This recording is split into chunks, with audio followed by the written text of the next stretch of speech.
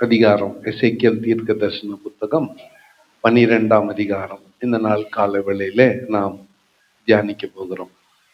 இங்கே ஒரு செயல்முறை பாடத்தை ஆண்டவர் எசேக்கியேல் வாயிலாக இஸ்ரவேல் ஜனங்களுக்கு கற்பிக்கிறார். ஒரு பிராக்டிக்கல் லெசன்.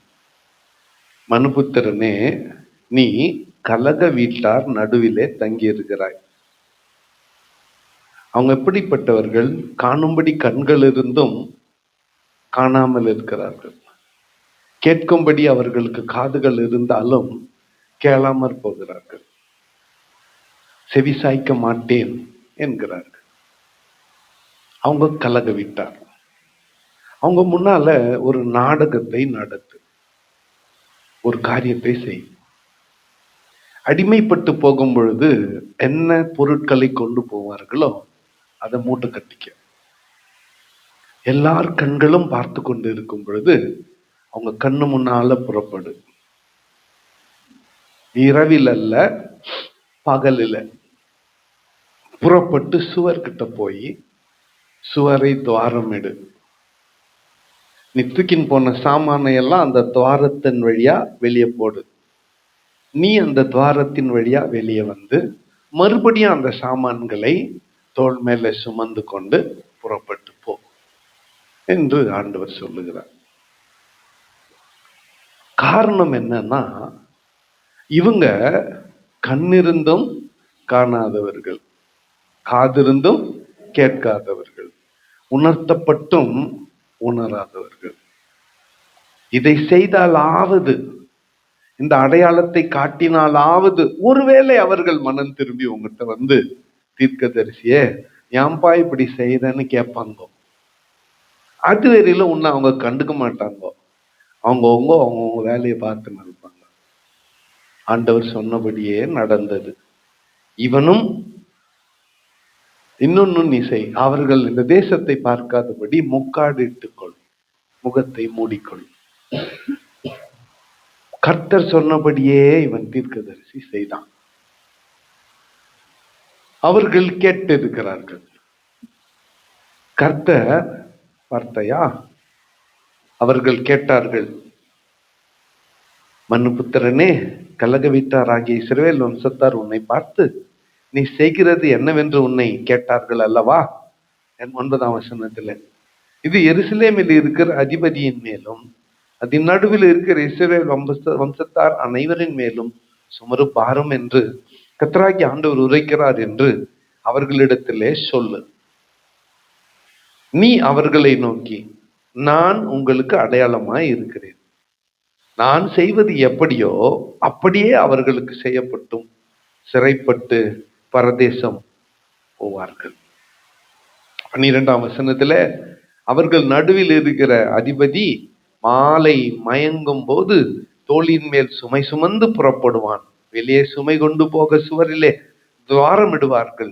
கண்ணினாலே அவன் தன் தேசத்தை காணாதபடி தன் முகத்தை மூடிக்கொள்வான் என்று கர்த்தர். இன்னைக்கு உனக்கு நீ செஞ்சு காட்டின பாரு, இது உன் ராஜாவுக்கு நடக்கும்.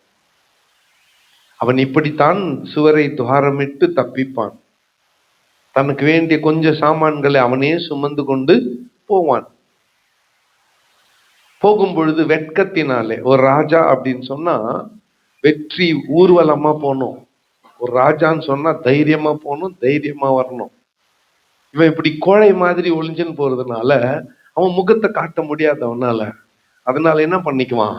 மூக்காடிட்டு கொள்வான். வெட்கத்தோடு புறப்பட்டு ராஜா கைதியாக போவான். நான் என் வலையை அவன் மேல் வீசுவேன், அவன் என் கண்ணியிலே பிடிபடுவான். அவனை கல்தையர் தேசமாகிய பாபிலோனுக்கு கொண்டு போவேன். அங்கே அவன் சாவான், ஆகிலும் அதை காண மாட்டான்.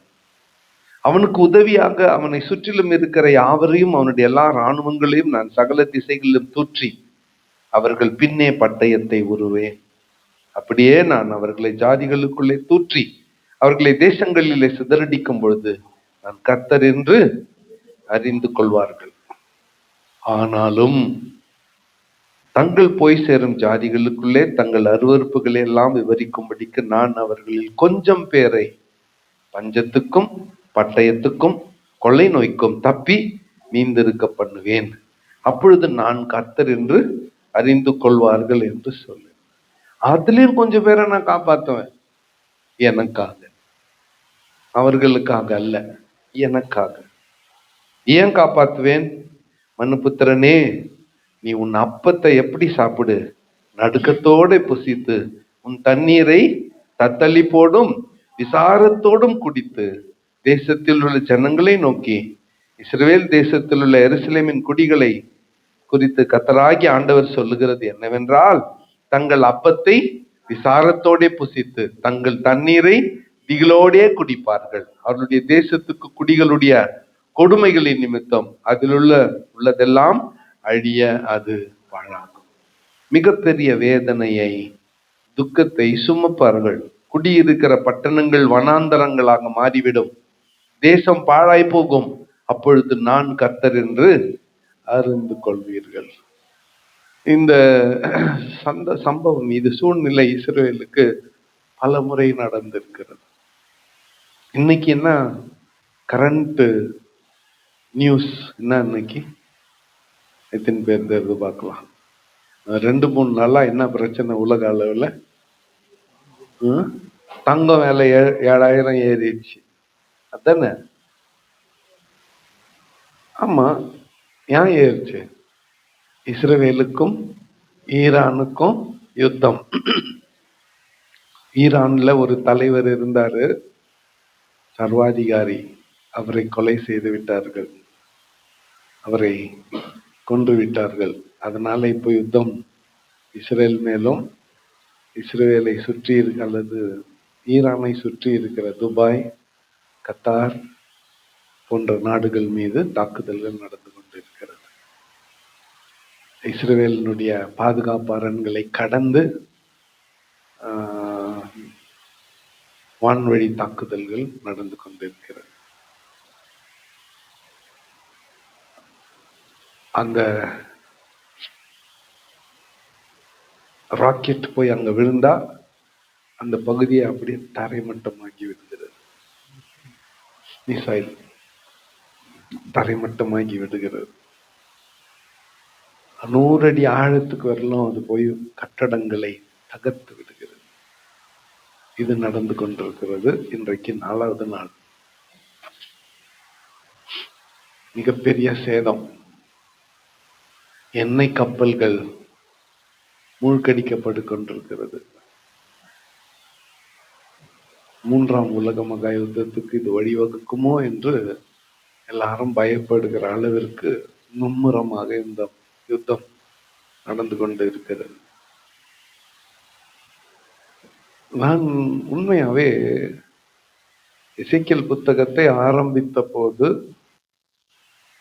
யுத்தம் எல்லாம் இல்லை, 3 நாள்ல தான் நடந்துருக்குது. நம்ம 15 நாளைக்கு முன்னால ஆரம்பிச்சிட்டோம். எசேக்கியேல் புத்தகத்துல 48 அதிகாரத்துல சொல்லப்பட்டது இன்றைக்கு நடந்து கொண்டிருக்கிறது. இன்னைக்கு அதனால தான் இந்த எசேக்கியேல் தீர்க்கதரிசியை பார்த்து ஜனங்க என்ன சொன்னாங்க? மனுபுத்திரனே, நாட்கள் நீடிக்கும், தரிசனம் எல்லாம் அவமாகும் என்று இஸ்ரேல் தேசத்தில் வழங்கும் பழமொழி என்ன? இப்ப தீர்க்கதரிசிகள் ஆண்டவர் எழுப்புறாரா? எழுப்பி ஒரு கருத்தை சொல்றாரு. யாரோ ஒருத்தர் 5-10 பேர், 10-20 பேர், ஐயோ தீர்க்கதரிசி இப்படி சொல்லிட்டாருன்னு உபவாசம் எடுத்து ஜெபம் பண்ணி, ஆண்டவரே எங்க தலைமுறையில இது நடக்க வேண்டாம், எங்க கண்ணு இதை பார்க்க கூடாது அப்படின்னு ரகசியத்துல ஜெபம் பண்றாங்களா? ஆண்டவர் ஜெபத்தை கேட்டு தாம் செய்ய நினைச்சதை தள்ளி போடுறாரு. துன்மார்க்கமாய் வாழ்ந்து கொண்டிருக்கிற கலக வீட்டார் என்ன சொல்றான்? இவன் சொன்னா ஒன்னும் நடக்கல. சொல்லுங்க, இவன் சொன்னா ஒன்னும் நடக்கல, இவன் சொன்னா ஒன்னும் நடக்கலன்னு ஒரு பழமொழியை ஏற்படுத்தி விட்டார்கள். உன்னை வைத்து, தீர்க்கதரிசியை வைத்து பழமொழியை ஏற்படுத்தி விட்டார்கள். 23ஆம் வசனத்துல, ஆகையால் நீ அவர்களை நோக்கி கர்த்தராகிய ஆண்டவர் உரைக்கிறது என்னவென்றால், அவர்கள் இனி இஸ்ரவேலிலே இந்த பழமொழியை சொல்லி வராதபடிக்கு நான் அதை ஒழிய பண்ணுவேன். நாட்களும் எல்லா தரிசனத்தின் பொருளும் சமீபித்து வந்தன என்று அவர்களோட சொல். 24ஆம் வசனம் எல்லாம் சேர்ந்து வாசிக்கலாம்.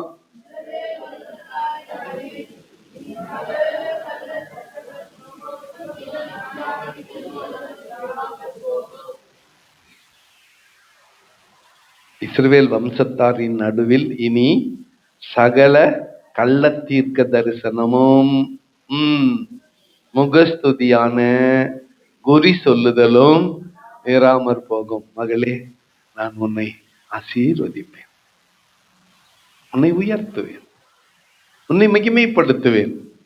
கேட்கறதுக்கு நல்லா இருக்குது இல்ல? இப்படி தீர்க்க தரிசனம் கேட்கறதுக்கு நல்லா இருக்குது தானே? இதுக்கு தானே பல நாள் கிட்ட போறோம். எல்லாரும் மூச்சும் அப்படியே மாறுது. எல்லாத்துலன்னா கொஞ்சம் பேர்த்துனா மாறுது. ஏன்? அப்படியேப்பட்ட ஆளுங்க கிட்ட தேடி போறோம். இல்லைன்னா வாரத்துக்கு ஒரு முறை அவங்க நம்ம வீட்டுக்கு வராங்க. என்ன சொல்றதுக்கு? சொல்லுங்க சொல்லுங்க. எங்க ஐயா அதெல்லாம் சொல்ல மாட்டேன்றாரு. அவருக்கு வல்லமையே இல்லை, பவரே இல்லை, வேஸ்ட். அவரு பலான்னு இருப்பார். என்ன மாதிரி சொல்றாரு? ஆமா, என்ன மாதிரி சொல்றாரு. அதனால உனக்கு என்ன நடந்துச்சு? உனக்கு என்ன ஏற்பட்டுச்சு? முகஸ்துதிக்காக குறி சொல்றது. அப்படின்னா இவரு வர்றாரு நம்ம வீட்டுக்கு. அருமையான ஆண்டவருடைய பிள்ளையே, கர்த்தருடைய ஊழியக்காரனே, கடந்த இரவு நீ ஜெபித்ததை நான் அறிவேன். ஆனா உண்மையா நேற்று ராத்திரி நான் ஜெபம் பண்ணல. வந்தவர் எனக்கு சொல்றாரு தீர்க்க தரிசனம். நானு கடந்த இரவு என்னிடத்துல போராடி ஜெபித்ததை நான் அறிவேன். அப்பதான் நான் யோசிக்கிறேன், நான் எப்ப பண்ண? மாத்திரை சாப்பிட்டு தூங்கின்னு. முகஸ்துதிக்காக சொல்ற குறி இதுதான் நம்மளுக்கு விருப்பமாகுது. we like it. நமக்கு அது கேட்கறதுக்கு நல்லா இருக்குது. கலக வீட்டாரே, உங்கள் பொல்லாத குணத்தை விட்டு திரும்புங்கள். கல்லான இருதயத்தை எடுத்து போட்டு சதையான இருதயத்தை பொருத்தி கொள்ளுங்க சொன்னா கேட்க கஷ்டமாகுது. நான் உன்னை ஆசீர்வதிப்பேன், நான் உன்னை உயர்த்துவேன், நான் உன்னை மகிமைப்படுத்துவேன் கேட்கறதுக்கு நல்லா இருக்குது.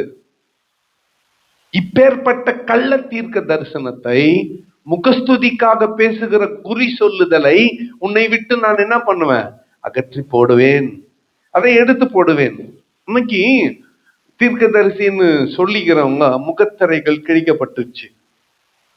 2020 இருந்து நிறைய பேர் விட்டாங்க. இப்போ என்ன சொல்றத தெரியுமா உங்களுக்கு? அது கதை முன்ன விட்டுருந்தாங்களே கதை, அதெல்லாம் இப்ப யாரும் விடுறது இல்லை. பெரிய பெரிய ஊழியக்காரங்க, டிவி ஊழியக்காரங்க கூட நீங்க யார் ரொம்ப பெரியவர் நினைச்சுக்கிறீங்க அவங்க கூட, மகனே நான் உன்னை அப்படியெல்லாம் நிறுத்திட்டாங்க. இப்பெல்லாம் ஜெபம் பண்றது இல்லை, இறங்கிட்டாங்க. இல்ல பைபிள் ஏன்னாக்கா அவங்க சொன்னது பொய்யா போயிடுச்சு. ஆண்டவர் சொல்றாரு, நான் சொல்லாதிருக்க உன்னை ஆசீர்வதிப்பேன்னு நீ எப்படி சொல்ற? தீர்க்கதரிசியை பார்த்து ஆண்டவர் சொல்றார், நான் சொல்லியே. அவங்க இருதயம் மாறணுமே, அவங்க தங்கள் பாவங்களை அறிக்கையிடணுமே, அவர்கள் இன்னும் தங்களுடைய பொல்லாங்கை செய்து கொண்டு இருக்கிறார்களே. அப்படி இருக்கும் பொழுது நான் எப்படி ஆசீர்வதிப்பேன்? கர்த்தர் பின்னால வருது, இன்னும் பின்னால வருது. இதான் ஸ்டார்டிங், பின்னால வருது. அப்போ முகஸ்துதிக்காக குறி சொல்றவங்கள நாடி போக கூடாது. அவங்க உன்னை இன்னும் படுகொழியில தான் தள்ளும் வந்தோம். சரி, அப்ப எங்கத்தான் வழி? அப்ப எப்படித்தான் நாங்க பழிக்கிறதுனா, உன் ஜப அறையில, உன் வீட்டுல, உன் படுக்கை அறையில பைபிளை பிரிச்சு படிக்க ஆரம்பி. ஆவியானவர் உன்னோட பேசுவார். ஆவியானவர் உன்னோட பேசுவார். என்கிட்ட கூட வராத, கண்டிப்பா நான் உனக்கு பதில் சொல்ல முடியாது. ஆனா பரிசுத்த வேதாகமம் உனக்கு பதில் சொல்லும். குழப்பமான சூழ்நிலையில இந்த வேதம் உனக்கு பதில் சொல்லும். முகஸ்துதிக்காக குறி கேட்க போவாதீங்க. அவங்க உன்னை ஏமாத்திடுவாங்க. உண்மையான பிரச்சனையை உன்னை விட்டு நீக்க உதவி செய்ய மாட்டாங்க. உண்மையான பிரச்சனை நீங்கினால் ஆசீர்வாதம் தானாய் உன்னை தேடி வரும். ஹல்லேலூயா. ஒரு அல்லேலூயா சொல்லுங்க. நான் கர்த்தர், நான் சொல்லுவேன், நான் சொல்லும் வார்த்தை நிறைவேறும், இனி தாமதியாது. கலக விட்டாரே, உங்கள் நாட்களிலே நான் வார்த்தையை சொல்லுவேன், அதை நிறைவேறும் பண்ணுவேன் என்று கர்த்தராகிய ஆண்டவர் உரைக்கிறார் என்று சொல் என்றார். அப்பவும் மனுபுத்திரனே, இதோ இஸ்ரவேல் வம்சத்தார் என்ன பண்ணுவாங்க, 27ஆம் வசனத்துல, இவன் காண்கிற தரிசனம் நிறைவேற அநேக நாள் செல்லும், தூரமாய் இருக்கிற காலங்களை குறித்து இவன் தீர்க்க தரிசனம் சொல்லிக் கொண்டு இருக்கிறான் என்று சொல்லுவார்கள். 28ஆம் வசனம் எல்லாம் சேர்ந்து வாசிக்கலாம்.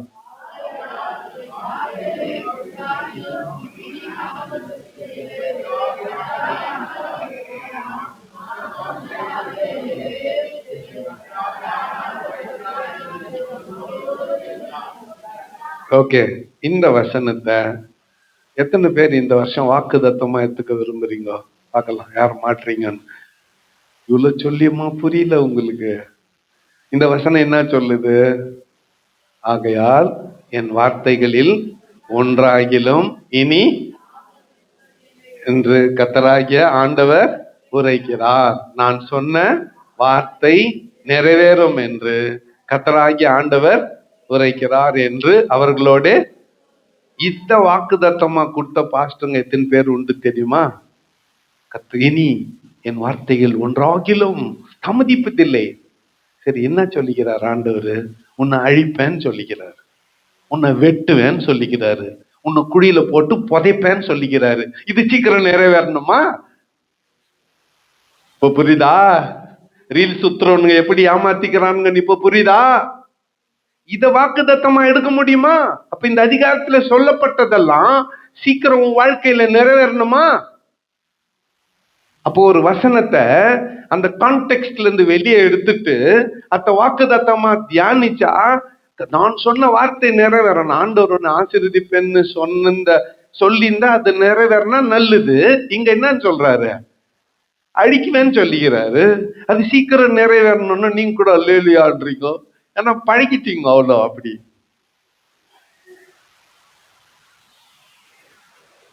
எது நிறைவேறணும் நம்ம வாழ்க்கையில? கர்த்தருடைய ஆசீர்வாதங்கள், அவருடைய நன்மைகள் நம்ம வாழ்க்கையில நிறைவேறணும். இங்க சொல்லப்பட்டிருக்கிறது அது இல்ல.